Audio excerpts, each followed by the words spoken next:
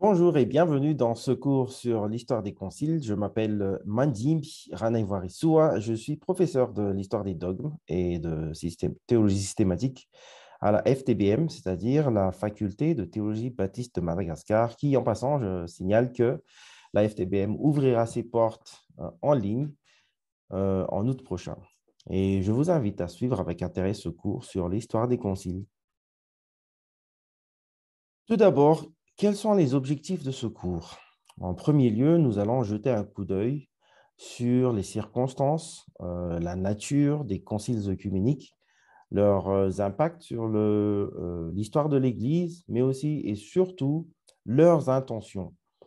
Dans cette foulée, nous allons étudier un peu ou réfuter une thèse qui juge la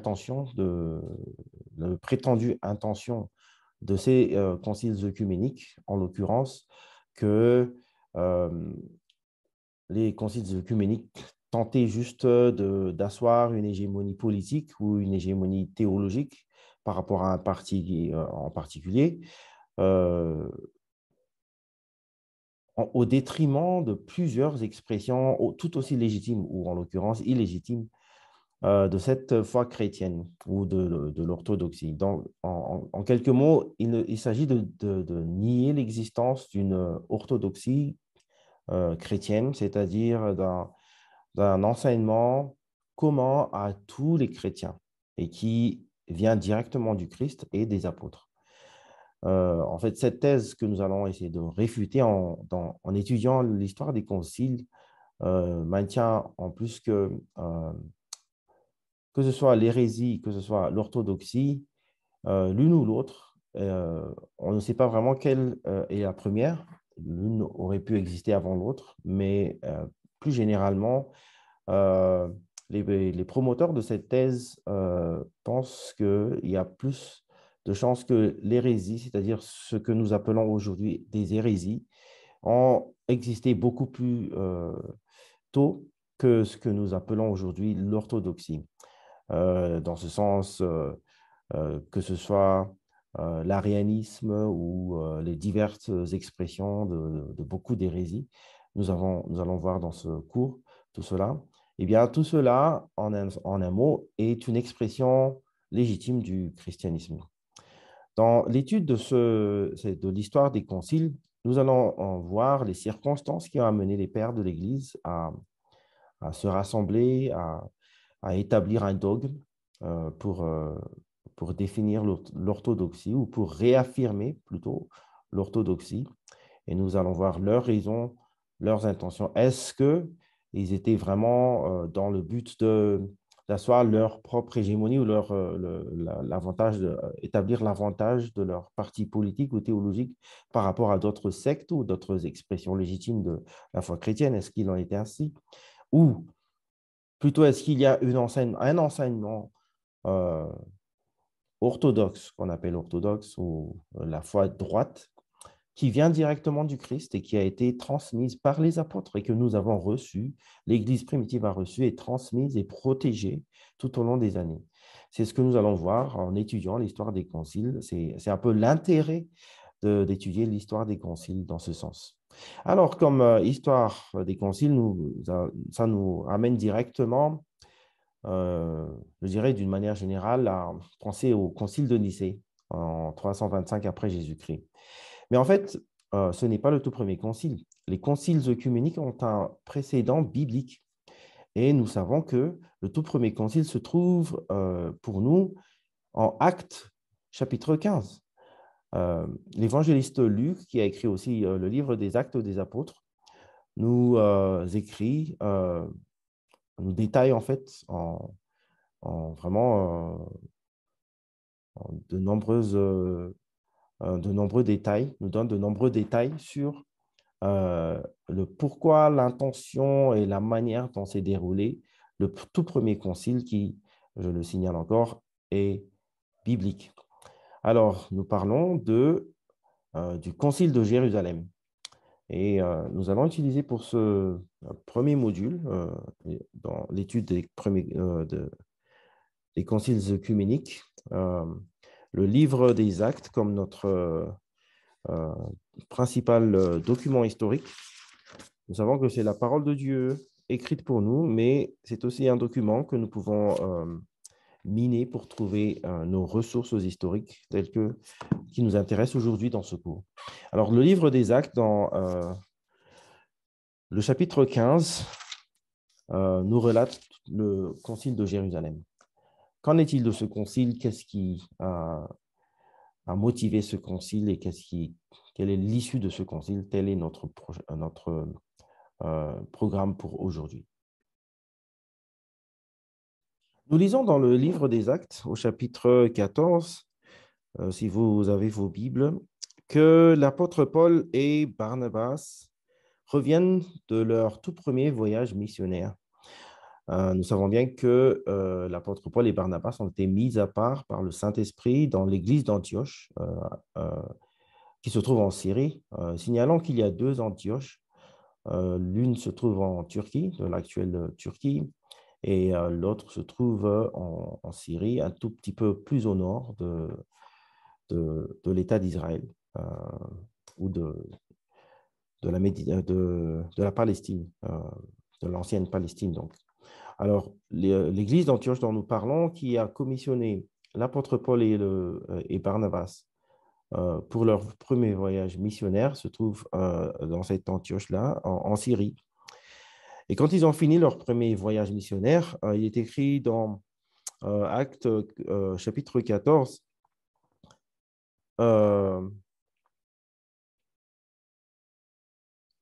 au verset 23, nous lisons, « Ils firent nommer des anciens dans chaque église, et après avoir prié et jeûné, ils les recommandèrent au Seigneur, en qui ils avaient cru. Traversant ensuite la Pisidie, ils vinrent en Pamphylie, annoncèrent la parole à Perge et descendirent à Attalie. De là, ils s'embarquèrent pour Antioche, où ils avaient été recommandés à la grâce de Dieu pour l'œuvre qu'ils venaient d'accomplir. » Donc, ils sont en train de revenir sur Antioche.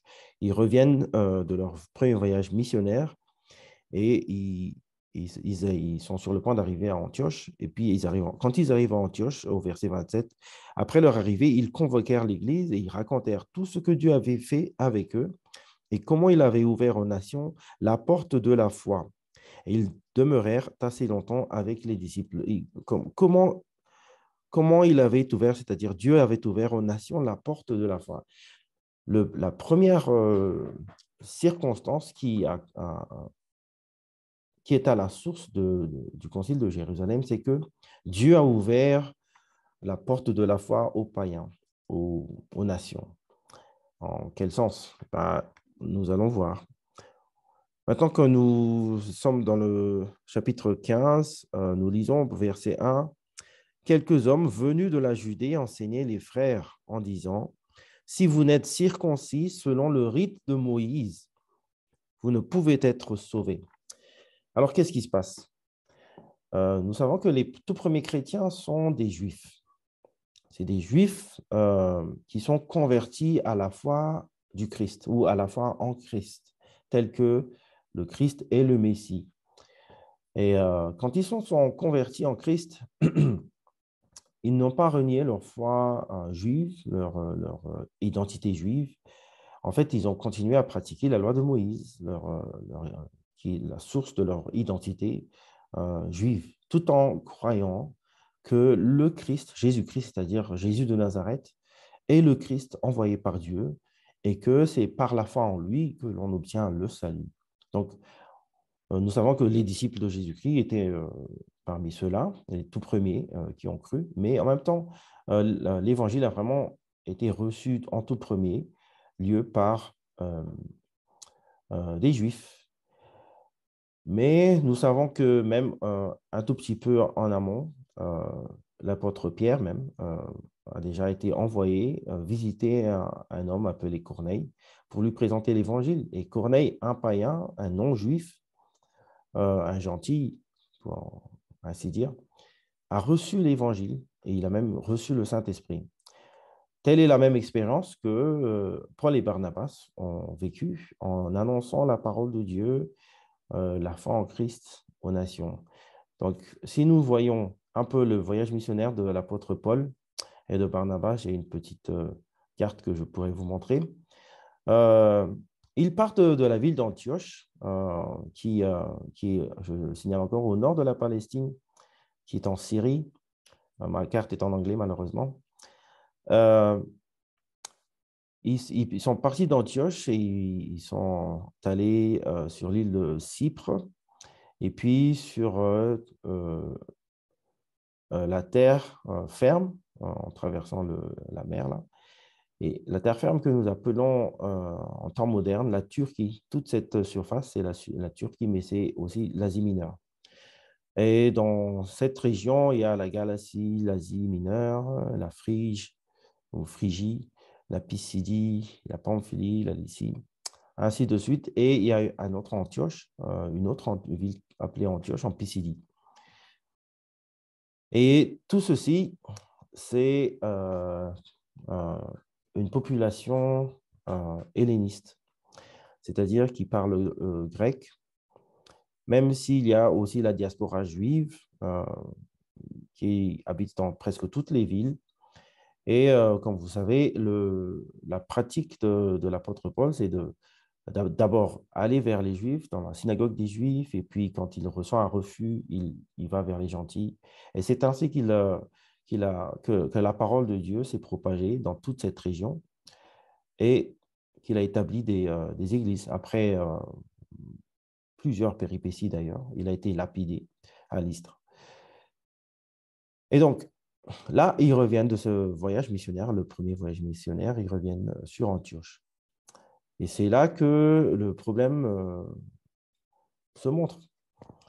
Des gens venus de Judée, c'est-à-dire des juifs, c'est une autre manière de dire des juifs, euh, ont commencé à enseigner qu'il fallait que les gentils ou les païens qui se convertissent soient circoncis selon la loi de Moïse pour être sauvés, c'est-à-dire pour vraiment faire partie du peuple de Dieu, de l'assemblée, de l'alliance de Dieu qui inclut le salut.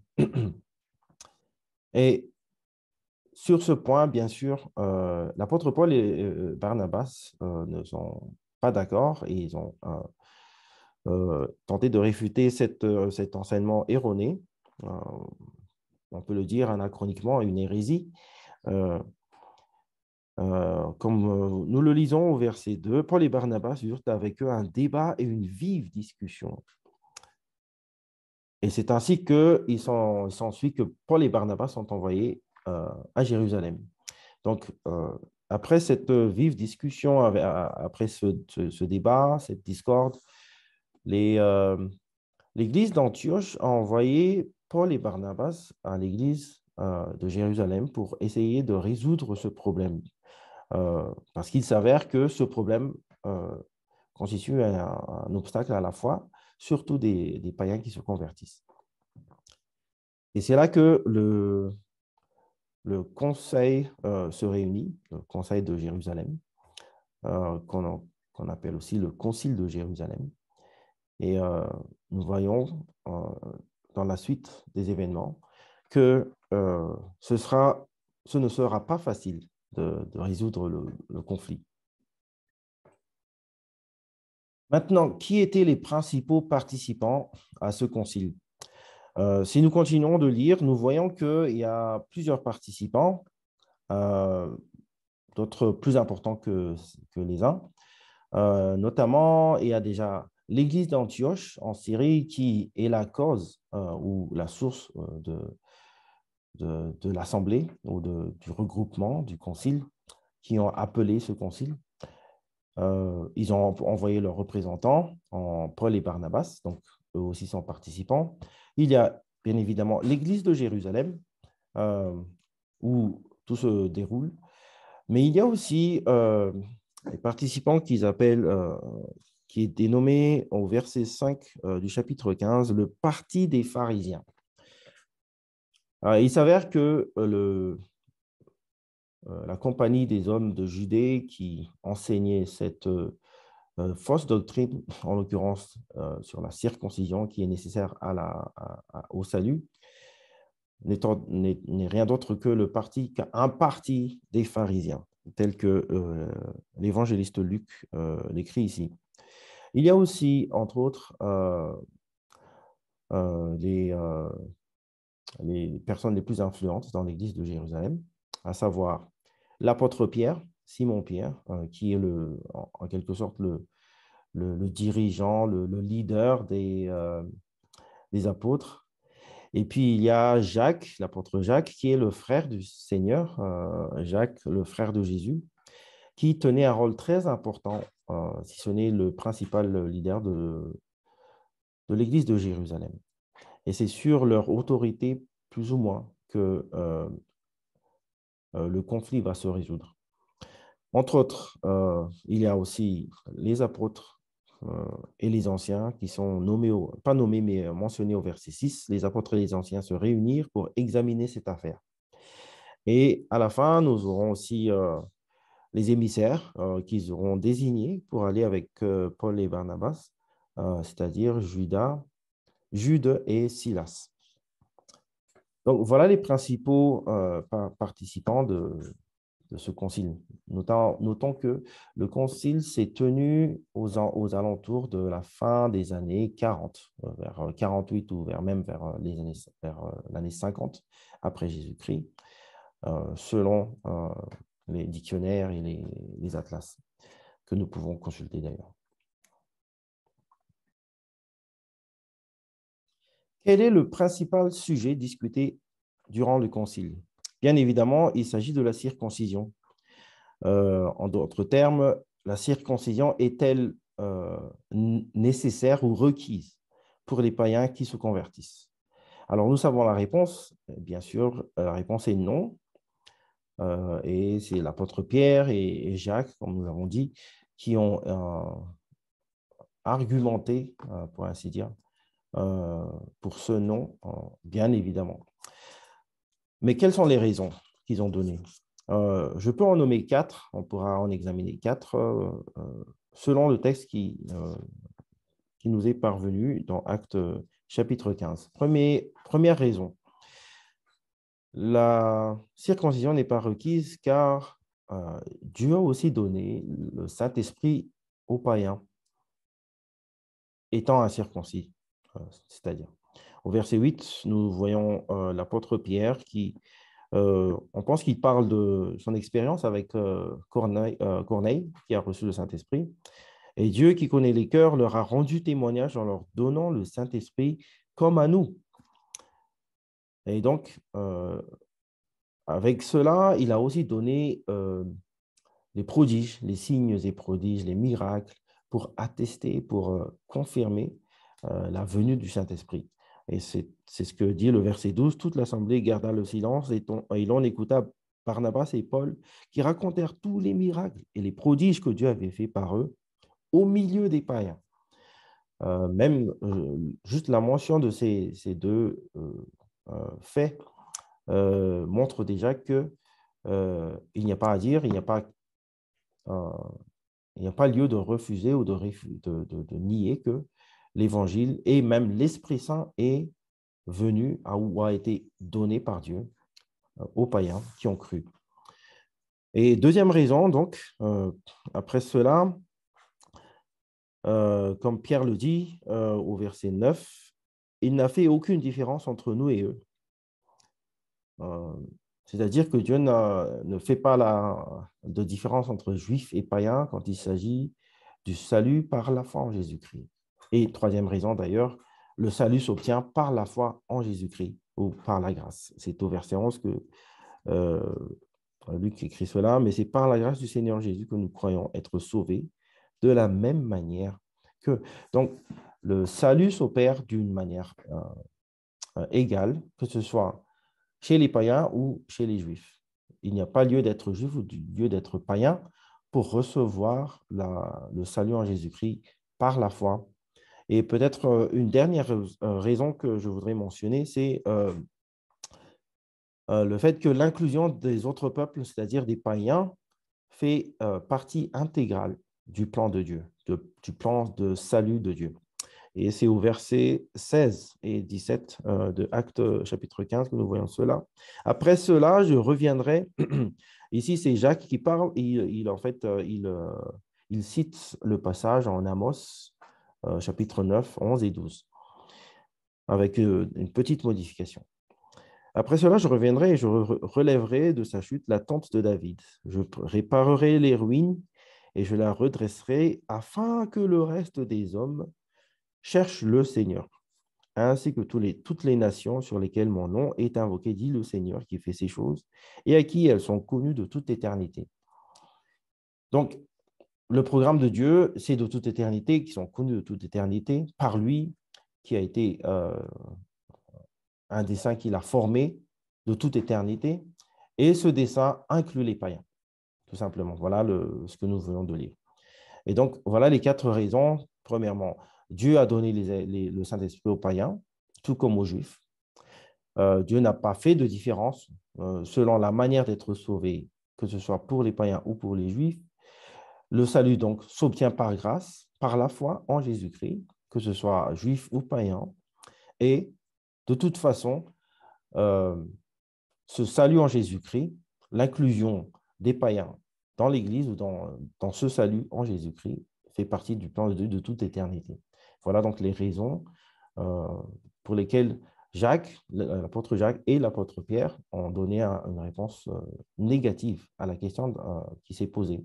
C'est-à-dire, est-ce que la circoncision est requise pour les païens qui se convertissent? À part la question de la circoncision, est-ce qu'il y a d'autres sujets qui ont été abordés durant ce concile?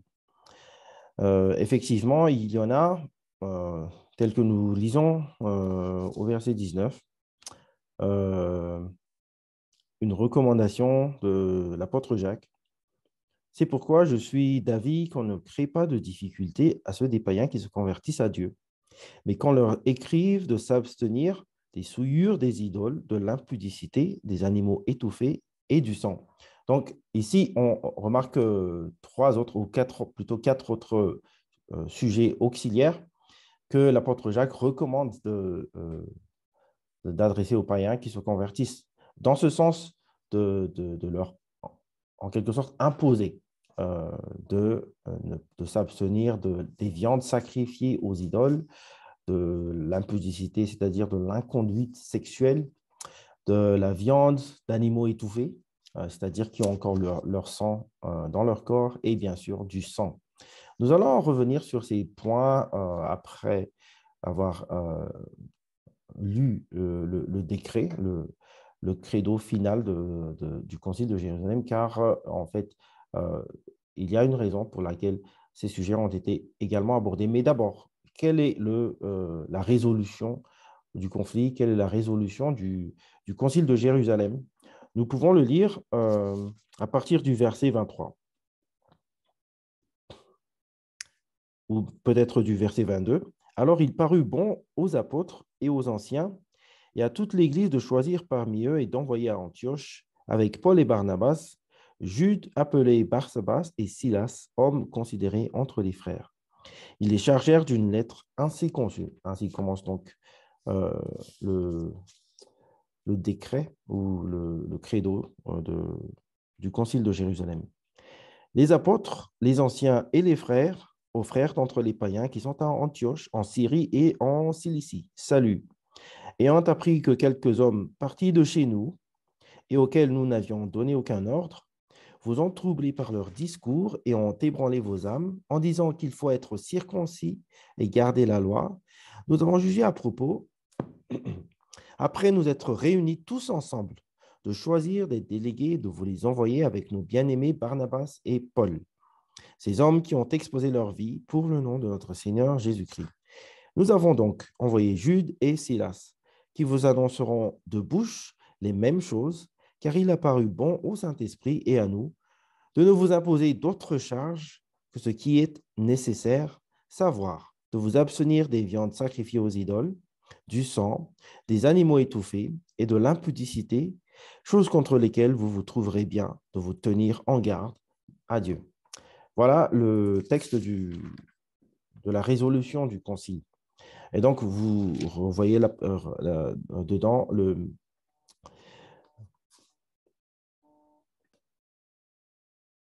Mais avant de commenter un peu sur les questions auxiliaires adressées euh, dans ce credo final du Concile de Jérusalem, il serait opportun, je pense, de mentionner le fait que l'Église de Jérusalem a émis une lettre, le Concile a émis une lettre euh, qui, euh, qui a été ramenée par Paul et Barnabas avec Jude et Silas. Donc, ce qui est important ici, c'est que le Concile a jugé bon de non seulement d'écrire, de mettre par écrit leur résolution, la résolution du Concile, c'est-à-dire que la circoncision n'est pas nécessaire pour les païens qui se convertissent, mais ils ont aussi jugé nécessaire d'envoyer avec eux des émissaires, Jude et Silas, qui sont des serviteurs renommés, très estimés au milieu de l'Église de Jérusalem. C'est-à-dire ce sont des personnes de confiance qui vont répéter exactement les mêmes mots, la même résolution, mais par leur témoignage direct à l'église d'Antioche et de la Cilicie. La Cilicie est la région juste en dessous d'Antioche. Et avec ça, avec cela, nous avons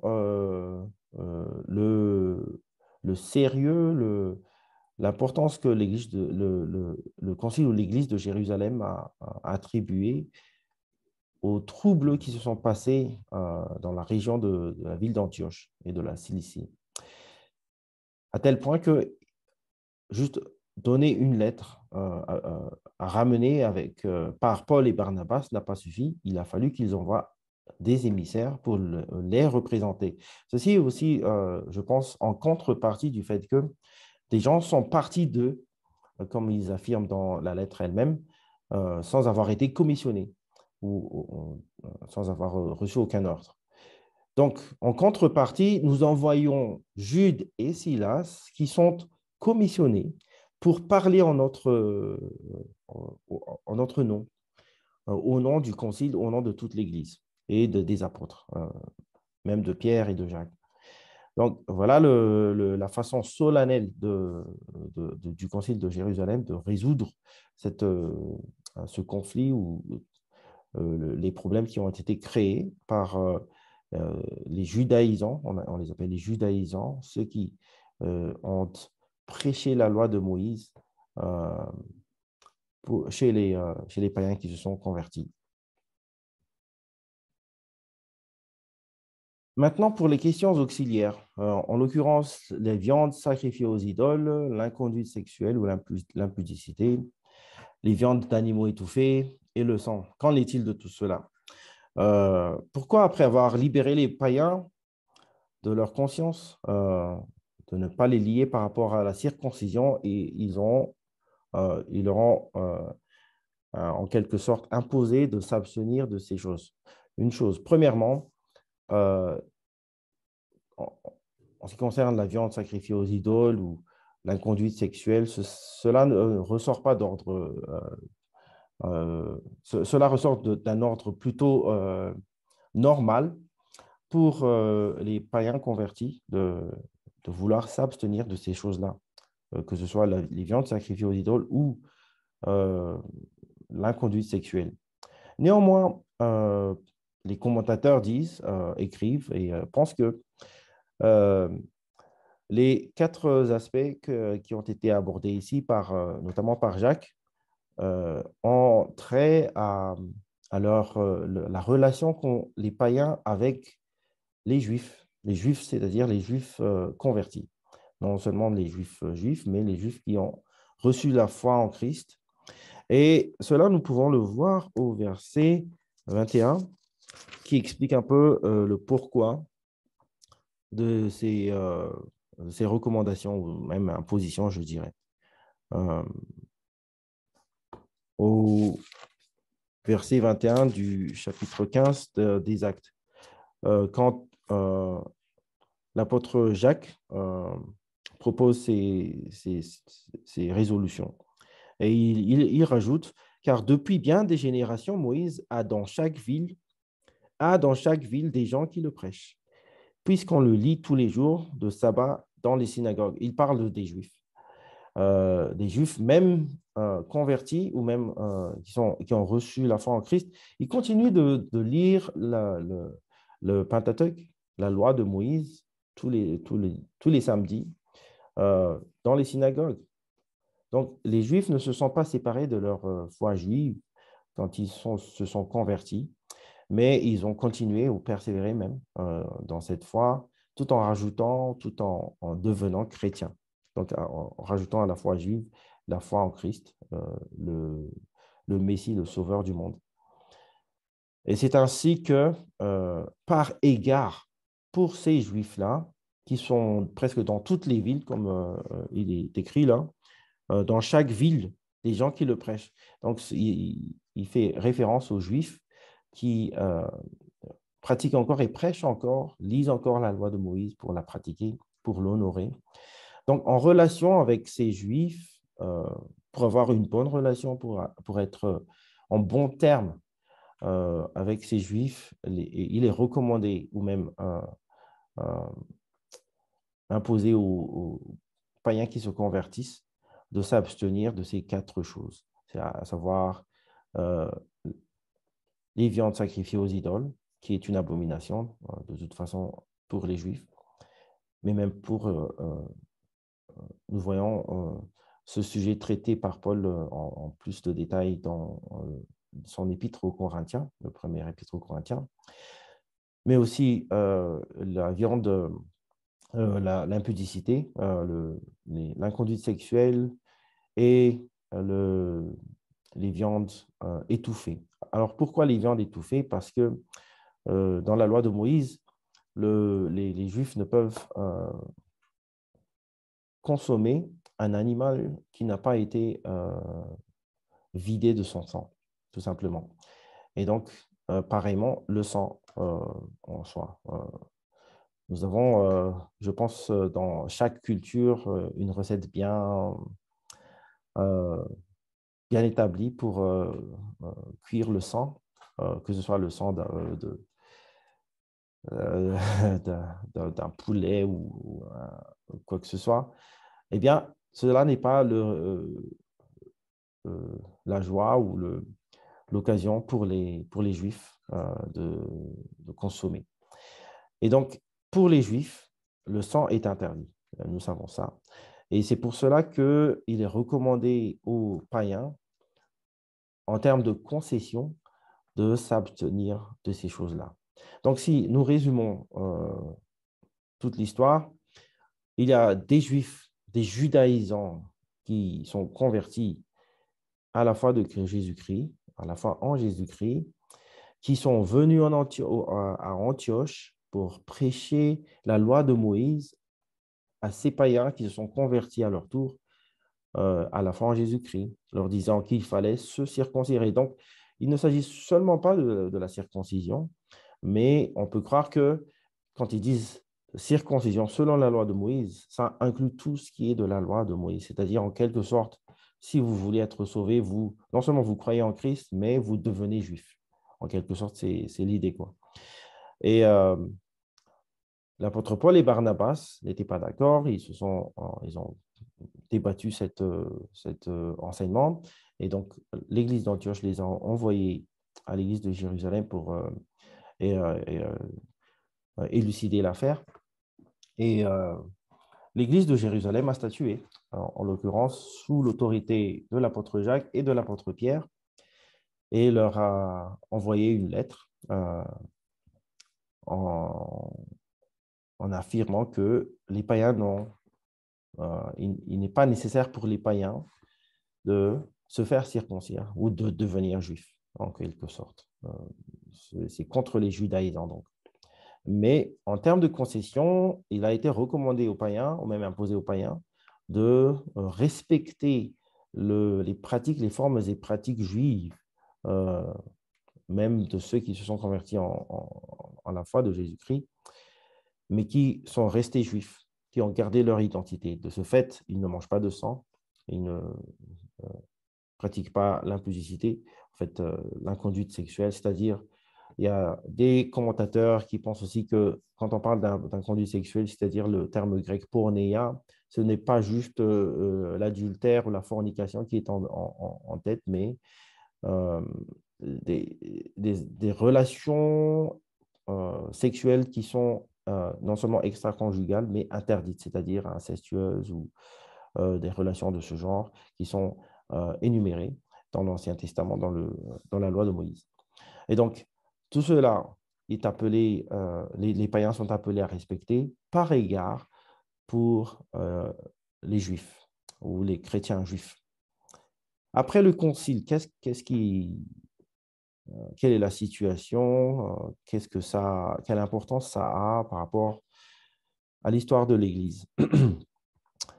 Déjà, nous voyons que après le livre des Actes, ce concile de Jérusalem, il nous vient immédiatement à l'esprit dans le livre de l'épître de Paul aux Galates, dans le chapitre 2, qu'il mentionne justement ce même problème et le fait qu'il est allé à Jérusalem pour essayer de résoudre le problème et qu'il a même pointé du doigt l'apôtre Pierre a entraîné, qui s'est lui-même été entraîné par les Juifs et a même lui-même entraîné aussi Barnabas à se tenir un peu à distance des païens, c'est-à-dire des païens convertis, c'est-à-dire en quelque sorte de snober un peu les païens par peur des Juifs qui sont circoncis et de ne pas se mettre avec les incirconcis puisqu'ils ne sont pas ils sont refusés de se faire circoncire ou après le décret,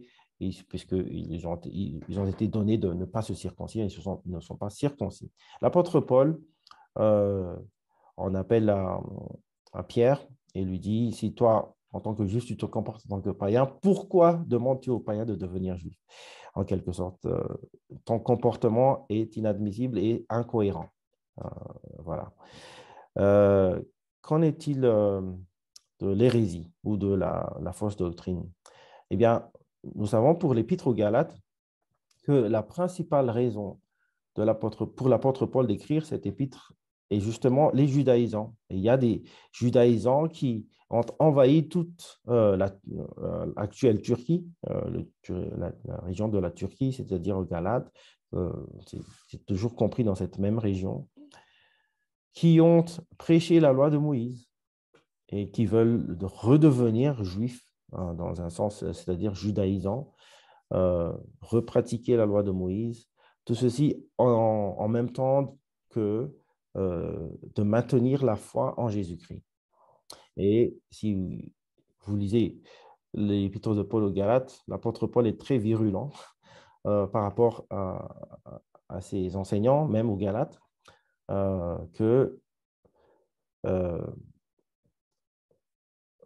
la foi en Christ ne doit pas être mêlée ne doit pas être mélangée avec euh, la loi de Moïse. Donc, nous avons la liberté de la loi, de la foi et d'être sous la loi. Donc, c'est le thème de l'épître aux Galates. Nous savons donc, juste par l'existence de cette épître, que l'hérésie n'a pas disparu, elle ne s'est pas éteinte immédiatement, tout au moins, et a continué à être prêchée ou promue par des enseignants. Et nous pouvons en tirer une leçon déjà, parce que il est très rare que les conciles œcuméniques résolvent le problème immédiatement. En tant qu'humain, il y a toujours la sensation de défaite chez le parti qui a été déclaré hérétique.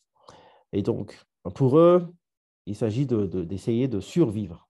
Donc, ils vont aller ailleurs pour essayer de propager leur fausse doctrine. Donc, il ne faut pas s'attendre à ce que le concile œcuménique ou le grand concile de Jérusalem, en fait, règle entièrement la question. Même si elle, en théorie, règle la question, puisque nous avons maintenant une réponse claire pour les païens. Mais en même temps, ça nous montre aussi que ce n'est pas en tenant des conciles que nous puissions imposer une orthodoxie. Donc déjà, là, on est en train de réfuter la première thèse que nous avons mentionnée au début, que c'est par les conciles que l'orthodoxie a été imposée et qu'elle a été euh, imposée au détriment de plusieurs autres expressions valides ou légitimes de la foi chrétienne. Et de ce fait, on a une orthodoxie qui nous dit que c'est par la foi en Christ qu'on est sauvé, que Christ est à la fois Dieu et homme à 100%, etc., etc. Nous allons voir tout cela dans le reste de ce cours, les autres modules de ce cours. Mais en même temps, on peut dire aussi que euh, l'orthodoxie a existé avant la fausse doctrine ou l'hérésie. C'est-à-dire, pour qu'il y ait concile, soit de Jérusalem, ou soit de Nicée, ou soit les autres conciles qui viennent après, il faut qu'il y ait d'abord une orthodoxie à défendre. C'est-à-dire que ces conciles étaient dans leur intention réactionnaire. Ils étaient réactifs, pardon, réactionnaires en réaction par rapport à un écart dans l'enseignement de la doctrine chrétienne. Ce n'est donc pas une tentative de s'imposer, mais c'est plutôt une tentative de retrouver, de conserver ce qui a été transmis. Donc, voilà un peu l'intention, voilà un peu l'optique que j'aimerais que nous ayons par rapport à ces conciles. Et surtout, déjà, avec le concile de Jérusalem, nous pouvons voir que euh, avec l'évangile qui a été prêché chez les païens, le vrai évangile, la bonne nouvelle de Jésus-Christ, juste après, il faut dire que l'hérésie ne vient jamais trop tard. Hein. Ça vient presque en même temps, mais il faut le dire, après la bonne doctrine, mais juste après, l'hérésie vient et l'enseignement enseignement faux qu'il fallait se circoncire si vous êtes païen avant de pouvoir vraiment entrer dans le royaume de Dieu, dans le peuple de Dieu et dans l'alliance de Dieu. Et donc, voilà, il y a euh, pas mal d'hérésies que nous allons voir encore en perspective et essayer de résoudre certes, les mêmes questions d'ailleurs, mais aussi surtout voir les circonstances telles qu'on a vues aujourd'hui euh, dans le livre des Actes au chapitre 15. J'espère que ça vous a aidé un peu par rapport à votre compréhension des conciles en jetant un œil ou un peu de lumière sur le tout premier concile, en fait, qui est non pas 100 ans après Jésus-Christ ou 200 ans après, 300 ans après, en ce qui concerne le concile de Nicée, c'est juste euh, quelques décennies après Jésus-Christ. Donc, voilà, j'espère que vous avez suivi avec intérêt le cours et le traitement de ce tout premier concile de Jérusalem. Sur ce, je vous dis à bientôt dans le prochain module sur l'histoire des conciles. Au revoir.